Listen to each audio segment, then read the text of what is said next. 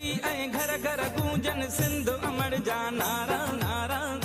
जदीद दौर में डांदन जो विसारियल किरदार एक ज़मानो हो जॾहिं सिंध जे हर ॻोठ ऐं हर ज़रे ज़मीन में डांद हारीअ जो सभ खां वॾो सहारो हूंदो हो। हारी डांदनि वसीले न रुॻो ज़मीन जोड़ींदा हुआ पर ॿिज खेड़ण, फेरा ॾियण, पाणी कढण ऐं ॿिया केतिरा ई ज़रई कम बि डांदनि सां सरंजाम ॾींदा हुआ। उन दौर में डांद सिर्फ़ जानवर न पर हारीअ जो महिनत जो साथी सम्झो वेंदो हो। अचे थो ढगो पेर पेरां ढगो हर न हले ढगो भली जे मशहूर गाने सां ऐं मोहन जे दड़े जे तारीख़ ॾिठी वञे त ॼण सिंधू माथर जी खोटाई में बि डांद जा सिंग डांद गाॾी दीवार ते उकरियल मिलिया। उहो साबित थिए थो त सिंध जे तहज़ीब माज़ीअ खां वठी ज़री मुआशरी वारी रही आहे जंहिंमें डांद जो वॾो किरदारु रहियो आहे।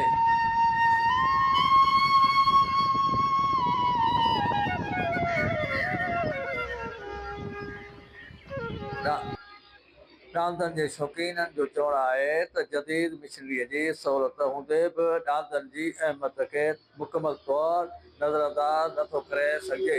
डांद पालण सां न रुॻो माहौलियाती तवाज़ुन बरक़रार रहे थो पर ॻोठाणनि जी रवायतुनि ऐं सकाफ़त बि ज़िंदह रहे थी। अॼु बि कुझु हारी अहिड़ा आहिनि जेके जदीद दौर हूंदे बि डांदनि सां कमु करण खे तरजीह ॾियनि था छो त डांदनि सां कमु करण में ज़मीन सां हिकु अलॻि लाॻापो महसूसु थिए थो। कभी कभी कभी कभी कभी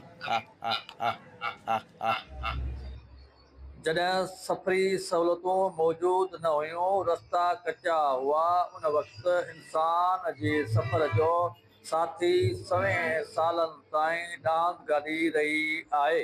माज़ीअ में डांद गाॾीअ ते शादियुनि जूं ॼञूं हूंदियूं हुयूं या स्टेशन जा मुसाफ़िर पहुचाइण हुजनि उहो कम बि डांद सरअंजाम ॾींदो हो। जेकॾहिं डांदनि जी अहमियत बाबति शोर पैदा न कयो वियो त ईंदड़ कुझु सालनि में डांद सिर्फ़ु किताबनि ऐं तस्वीरनि ताईं महदूद थी वेंदो। ज़रूरत उन ॻाल्हि जी आहे त जदीद टेक्नोलॉजीअ सां गॾु रवायतुनि ज़रियनि खे बि नज़र में रखियो वञे जीअं ज़रई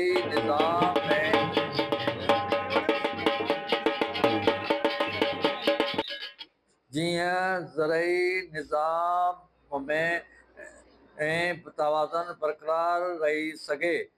डांद सिंध जी ज़रई तारीख़ जो अहम हिसो रहिया आहिनि ऐं उन्हनि